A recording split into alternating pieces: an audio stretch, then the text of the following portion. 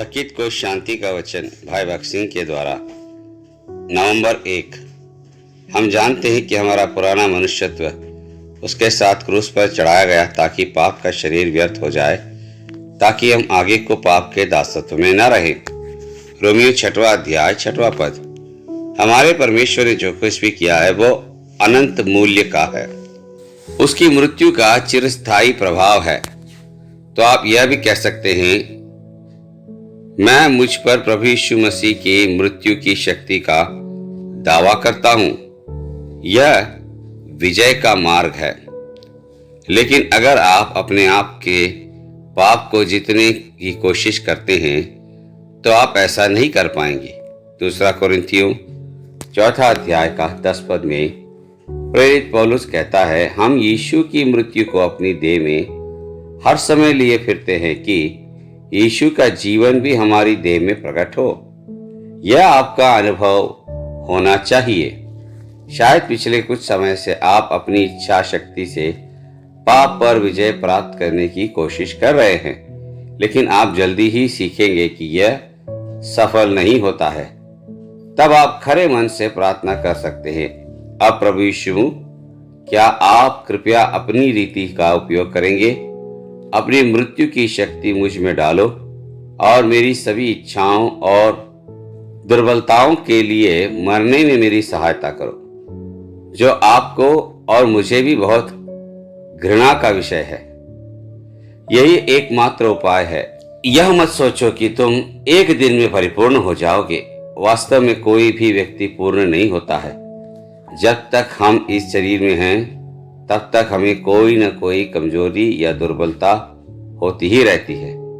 लेकिन जब अपने पुराने मनुष्यत्व से परेशान होकर तो सीधे हो जाओ और प्रभु यीशु से कहो, हे प्रभु, मैं इस पुराने मनुष्यत्व से परेशान हूँ। क्या आप मुझ में आकर अपनी मृत्यु, गाड़े जाने और पुनरुत्थान की शक्ति मुझ में नहीं डालेंगे?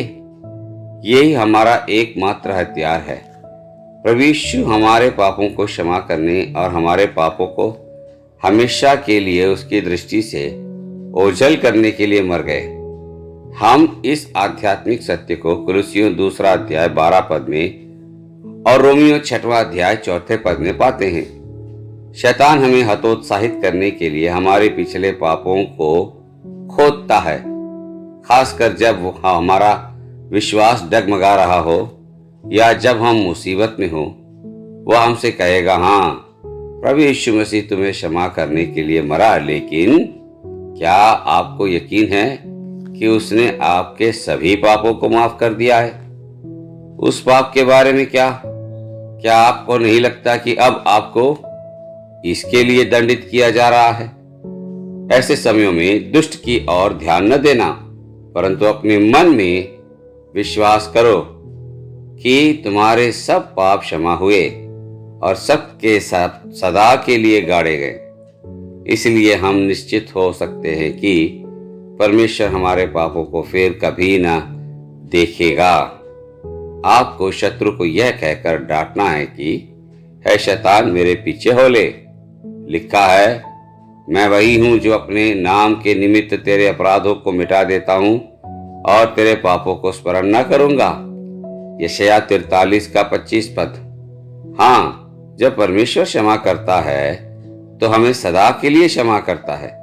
प्रभु यीशु मसीह का गाड़ा जाना हमें यह आश्वासन देता है, जब प्रभु यीशु मसीह हम में आते हैं तो वे हमारा जीवन बन जाते हैं और इस प्रकार हमें अपना दिव्य स्वभाव प्रदान करते हैं।